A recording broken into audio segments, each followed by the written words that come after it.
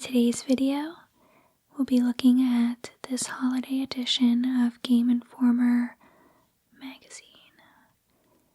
And this issue was November-December 1992. And at the time it retailed for $3.95. And on the cover, you can see we have Chester Cheetah. So it looks like he's going to be in his first video game. So let's open it up. So starting off, we have an ad for Super Bowling for Super Nintendo. Actually never played this game. I know there is a bowling game for Nintendo 64 that is worth a lot of money. So if you have it, take good care of it. Take it to the streets, Crash and the Boys Street Challenge. So this must be an NES game. And this is my first time looking at this magazine, so it'll be a nice nostalgic surprise for both of us. Wipe the smile off his face. Baseball 2000. A whole new way to get into video games. And it looks like it was Game Boy Game of the Year by Game Boy Players magazine in 1991. And Strategy Game of the Year. I never played this, but I have heard about it. Looks like we have some editors maybe sharing their favorite games, rating their favorite games. Dear Game Informer. And then the whole team here.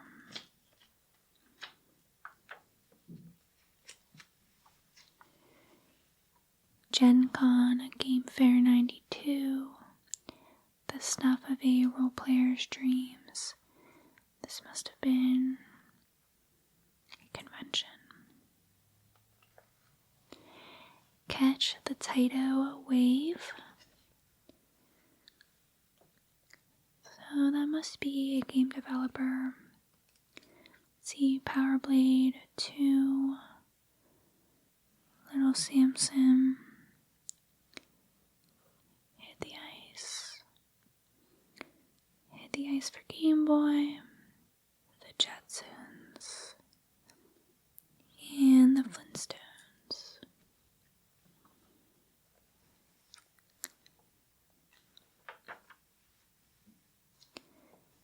Craving an Adventure, try Dragon Warrior 4 for your NES.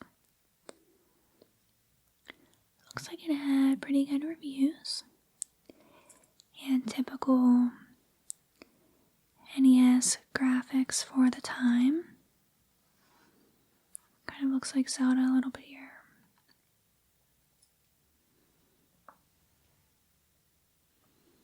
I never played this game before.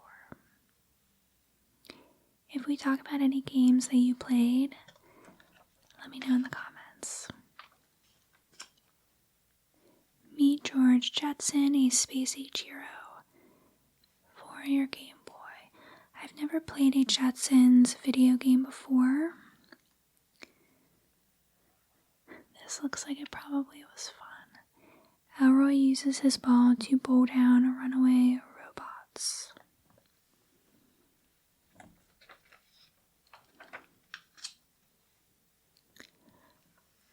Bart's Nightmare is a dream come true for Simpsons fans. He's back, and this time he's on your Super Nintendo. Bart's determined to finish his studying, and like many of us faced with the boredom of homework, he dozed off right in the middle of it. But this was not going to be one of those restful sleeps. Bart begins to dream that a gust of wind has swept his papers out the window. Oh man, he'll have to go after them, or he's sure to fail, condemned to the 4th grade forever. That does not sound good. And these are really colorful graphics. So this is Super Nintendo. Thought this was Reptar for a moment. Bartzilla is on a rampage.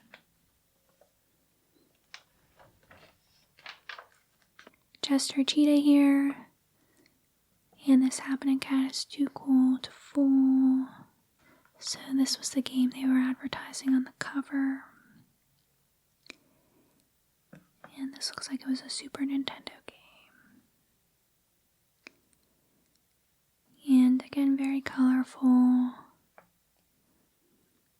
wonder how this game did. And I wonder how popular Chester Cheetah was as a character. I don't really hear much about him now, but maybe I'm just not paying attention. Looks like they're saying a Genesis version was in the works too. So I wonder if that ever happened. So some more games being advertised. Super Adventure Island. Super Adventure Island 3.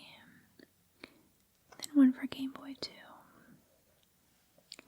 Felix the Cat, Bomberman 2. I think I have a Bomberman game. Maybe it's for Switch. And then Bonk's Adventure for Game Boy.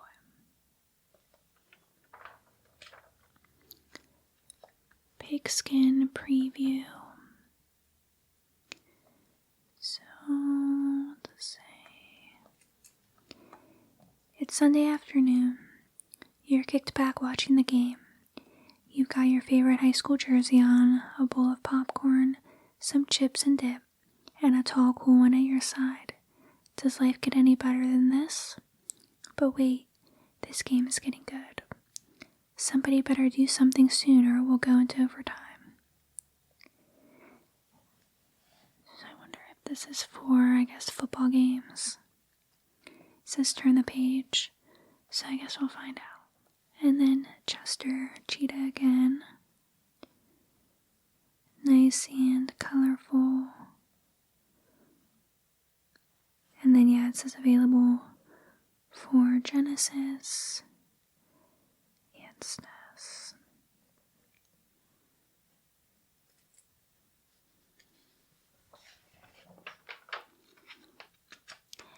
Okay, so it was for Madden.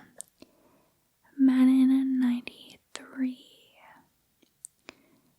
Amazing graphics, of course. I never actually got into any of the Madden games, but they're so popular still to this day.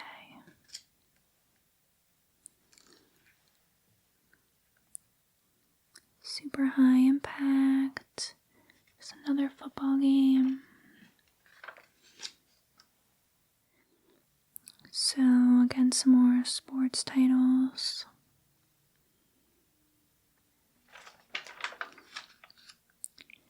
Super Play Action Football, 3 rolling gridiron games in 1. I love this. This is cute.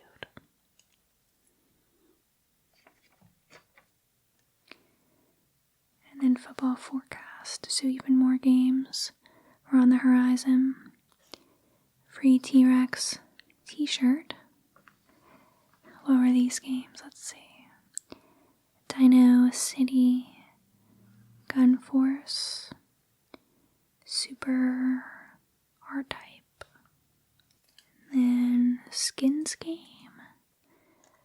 Avengers Assemble, Captain America and the Avengers. This must have been a popular game.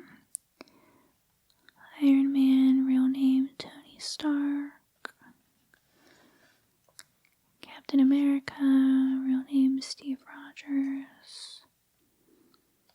Looks like it got pretty good reviews. I never played this before.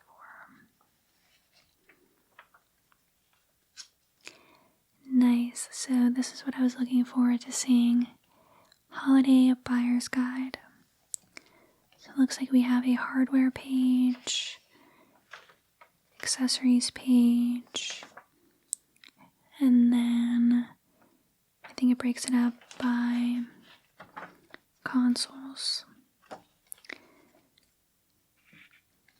So Sega Genesis 16-bit machine has much to offer. It has a 68,000 CPU that runs at 7.5 megahertz and is capable of 64 colors on screen simultaneously. That's the same CPU found in many home computers, allowing for great computer translations. The Genesis currently has the second largest game library and was the first to enter a 16-bit market. It's also interesting to see the pricing. So this retailed for between $100 to $130.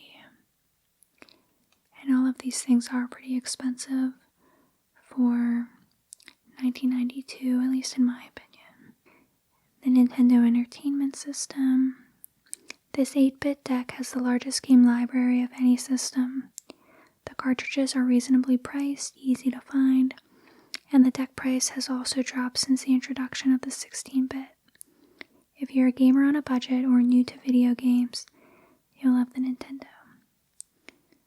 So 70 to 180. I wonder why there's such a big gap. Maybe it depended on if it came with a game or not. I'm not sure. Super Nintendo. This newest addition to the 16-bit market has built-in scrolling and rotation features, as well as the largest color palette and display. The unit runs at a sluggish 3.5 megahertz, but most slowdown has already been conquered by programming. With a recently lowered price and a rapidly growing library, it's one to watch. So 100 to 150 for the Super Nintendo. TurboGrafx, American version of the popular Japanese PC Engine, one of the best-selling units in Japan. It offers an extensive library and 5-player capabilities. While its main processor is a souped-up 8-bit, it has great graphics, awesome gameplay, and the ability to go portable with Turbo Express. So this was about $70. And the Game Gear. And all I remember about this is having to switch out the batteries constantly. This 8-bit portable offers a color screen and a growing library, including many crossovers of popular Genesis titles. With accessories like a TV tuner and the converter for the older Master System games, it's possibly the most versatile of the handheld machines. And that was 100 to 130 suggested retail. Then the Game Boy, of course. Game Boy was the first portable and has a good hold on the market. Its biggest drawback is the black and white LCD screen, which can be hard on the eyes during extended play. However, it has a large selection of games and is the least expensive of the handhelds. It is boxed with Tetris. And yeah, $80 is definitely a better price than some of these other ones. The Turbo Duo. So yeah, this was kind of a combination of TurboGrafx and the Turbo CD-ROM in one. And it was expensive, so $2.99. I think it came with games, but still, that's a lot. Then the Neo Geo. So this, I know a little bit about, but I didn't realize back in the early 90s it sold for $650. So that's interesting. I want to look a little bit more into it. Today, I do not own one, and I want to see what it's worth. And then the Sega CD. This was also expensive, $300. So what was this again? guess it just added more to the Genesis. And then it came with games. I wonder if it was popular. And then accessories. So I have not seen these before. These must be a special design controller for the Genesis and Super Nintendo. I guess by this company. And then the Game Genie I have heard of. That was expensive, $80. Capcom Power Fighter joystick, $75.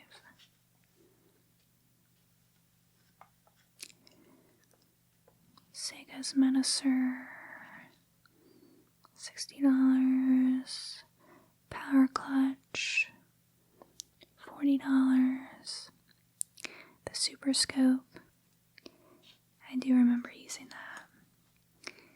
And that was $60. Using infrared technology to add a dimension to your gameplay. Super Advantage. That's another type of controller with joystick. And then this I definitely remember. And I still have today. So the mouse and pad for Mario Paint. This powerful peripheral adds a whole new dimension to your Super Nintendo. It comes packaged with Mario Paint, a graphic art style program. The mouse enables players to create drawings, animate their own cartoons, and compose their own music. But this is just the beginning. Several Super NES games, such as role-play style games, are under development that will be enhanced by the use with the mouse. That was $60.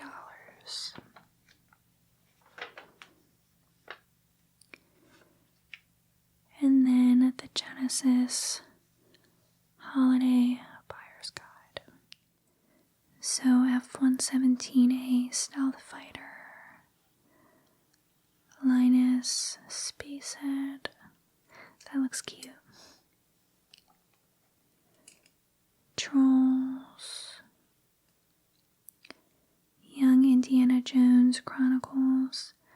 I love Indiana Jones. Gods Mindscape? No, maybe it's just Gods. I think Mindscape might be the developer. LHX, Attack Chopper, Biohazard, Battle, and then Steel Talons.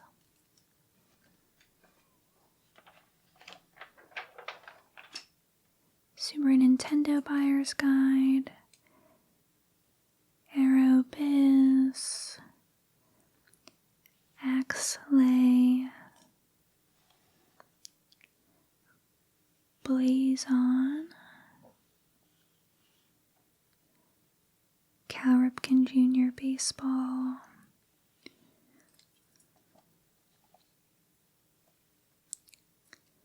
Cybernator, Baseball 2000,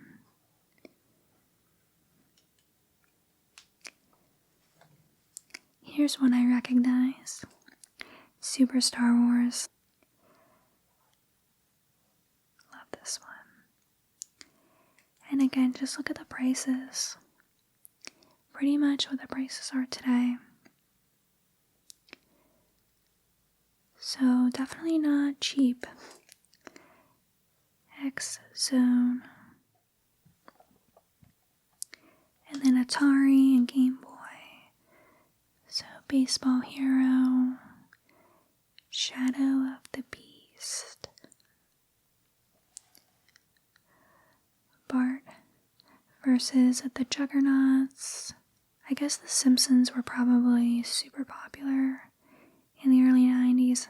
I mean, I know they still are today, but can't believe how long they've been around.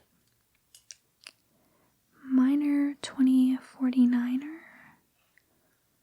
That looks interesting.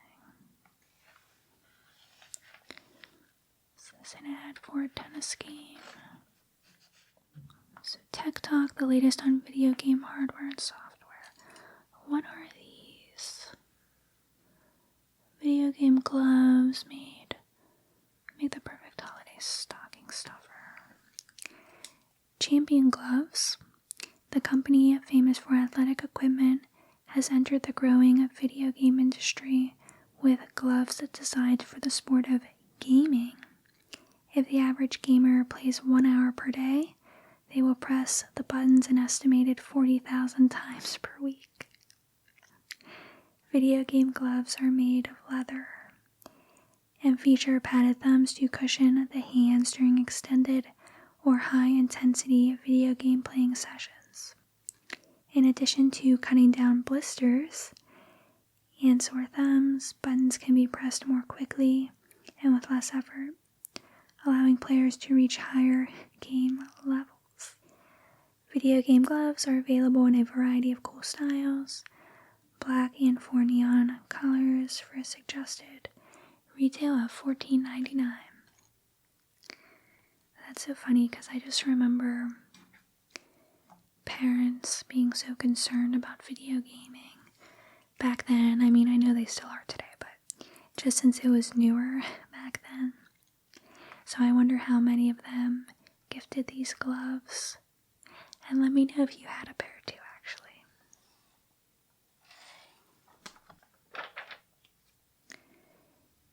Andro Dunas. I guess that was a game for NES. Oh no, Neo Geo. Fun Club. Guess this is more stuff that readers submitted. Oh, actually, is it? Maybe it's cheats. So yeah, Tecmo Bowl, NES. Here are some fun codes. So that's pretty cool. Let's see what it says for Super Mario World. This isn't a tip as much as it is a little nostalgia. When in the special stages, before you choose a stage, wait for a few minutes. Hear that? Sound familiar? Of course it does. It's the original Mario Brothers music. Sounds a lot better in stereo. That's cool.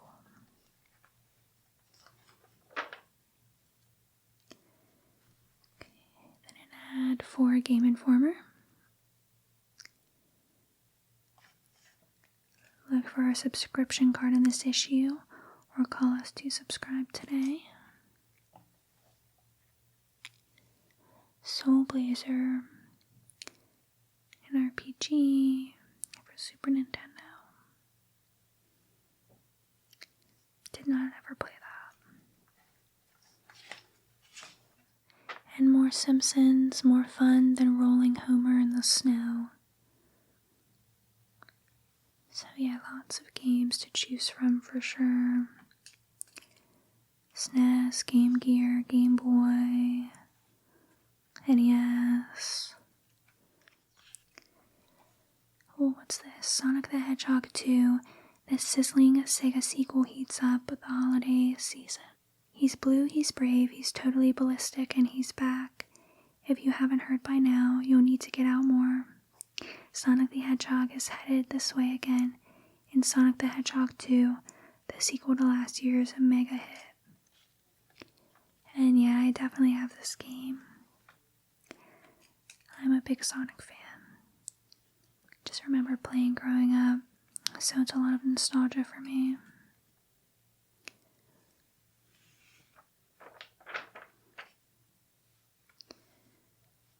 Tasmania, Warner Brothers' biggest appetite comes to Game Gear.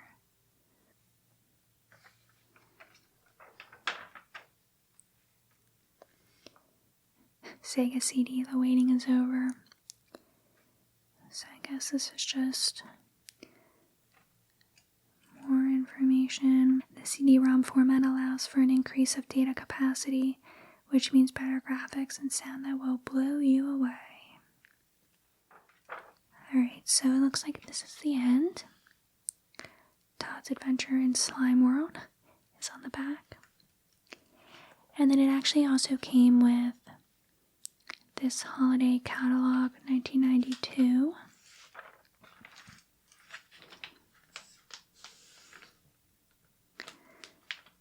So it looks like you could place orders using this guide. So phone orders, how you could pay. So it looks like the prices are listed in here. Shipping, rush orders, returns, selling us your games. I guess you could do that too. And then in very, very small text, you can see the prices. This was probably an easy way to order whatever you wanted. And then maybe you didn't have to find them in stores. I mean, look how many games.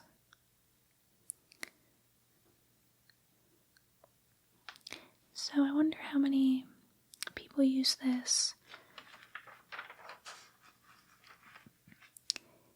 And also when it stopped being a thing.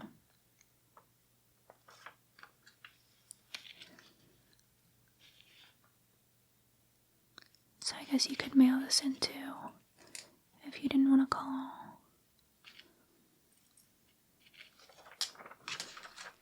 Well, very cool.